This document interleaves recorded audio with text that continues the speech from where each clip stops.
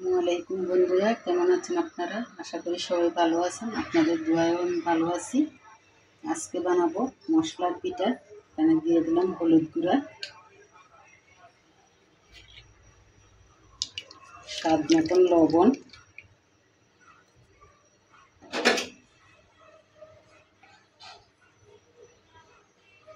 আর দেবো আদা রসুন বাটা। এবার পানিটা ফুটিয়ে নেব। পানিটা ফুটুক।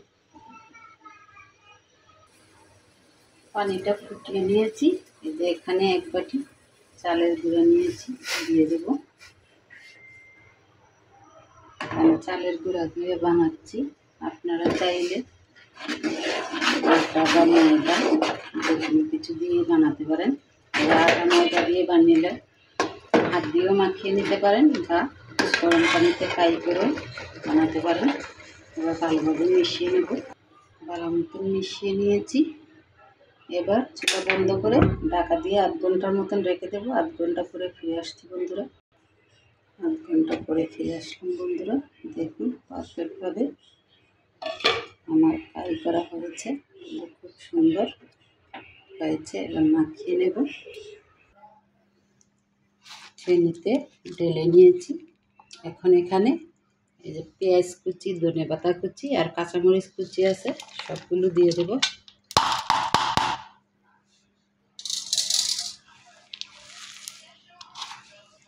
দিয়ে গরম অবস্থায় মাখাতে হবে। আর দিয়ে দেবো একটু মেথি বেটে রেখেছি, মেথি বাটা।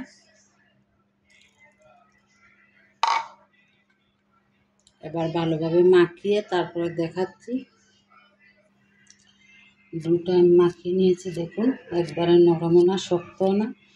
একটা কথা মাথায় রাখতে হবে, যখন ডুটা তৈরি করবেন তখন একটু শক্ত করেই করবেন, কারণ পরে ধনেপাতা, কাঁচামরিচ আর পেঁয়াজ কুচি দেওয়ার পরে নরম হয়ে যেতে পারে।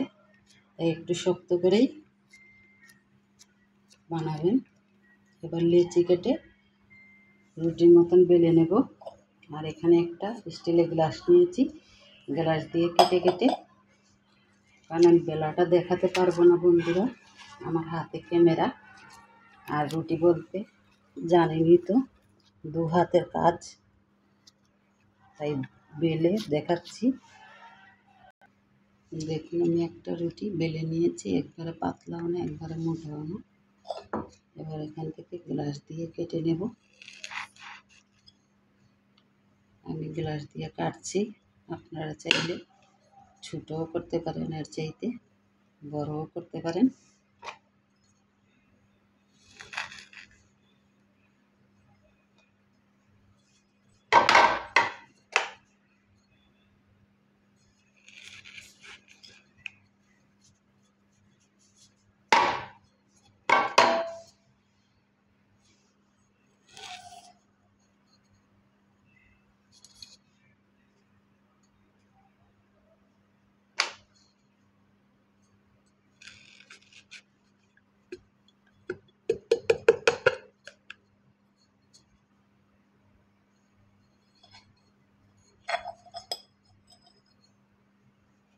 সবগুলো পিঠা আমি একইভাবে বানিয়ে নেব।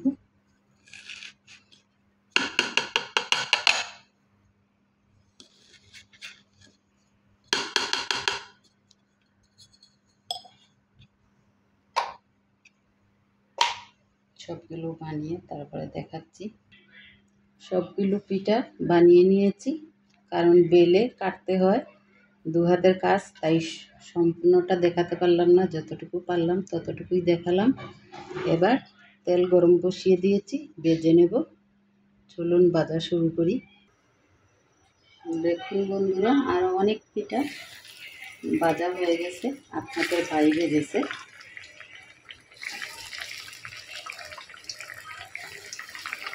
দেখুন পিঠাগুলো ধীরে ধীরে একটু বেশি উঠবে। আর এই যে অনেকগুলো পিঠা ভাজা হয়েছে, এই যে আবার অনেকগুলি আছে এখনো ভাজা বাকি। একটা ভাজা হোক, তারপরে দেখাচ্ছি। দেখুন ধীরে ধীরে তেলের উপরে উঠে আসবে।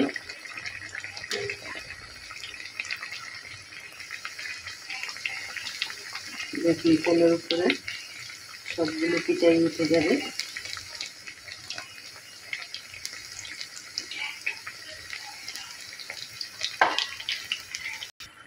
পিঠাগুলো ভাজা হয়ে গেছে, দেখুন সবগুলো তেলের উপরে বেশি উঠেছে। এবার তুলে নেব।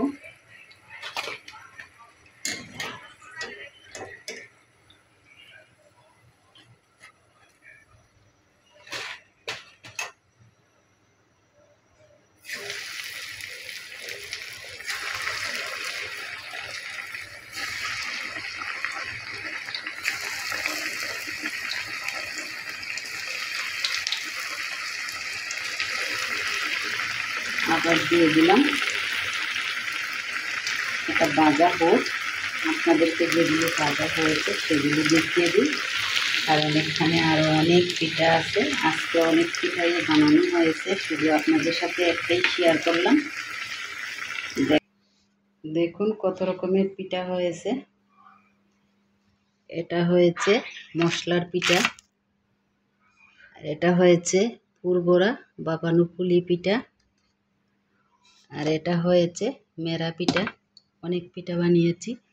মানুষ গ্রামের বাড়িতে যায় পিঠা নিয়ে আসে, আর আমার এমনি কপাল, আমি গ্রামের বাড়িতে গেলে এরকমের পিঠা বানিয়ে নিয়ে যাই। গ্রামের মানুষ এত অলস হয়েছে, শহরের মানুষের চাইতেও খারাপ হয়ে গেছে।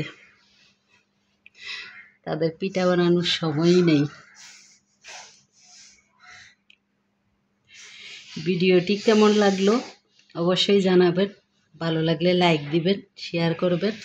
আর এভাবে পিঠা বানালে বাচ্চারা বড় বাচ্চা সবাই পছন্দ করবে। একবার হলেও দেখুন, পিঠাটা খুবই মচমচা, অনেক গরম, হাত ধোয়া যাচ্ছে না। এভাবে বানিয়ে খেয়ে দেখবেন, অবশ্যই ভালো লাগবে। আর ভিডিওটি ভালো লাগলে লাইক দিবেন, শেয়ার করবেন, আমাদের পাশে থাকবেন, ভালোবেসে আমাদেরকে সাপোর্ট করবেন। আপনারা ভালো থাকবেন, সুস্থ থাকবেন। আসসালামু আলাইকুম।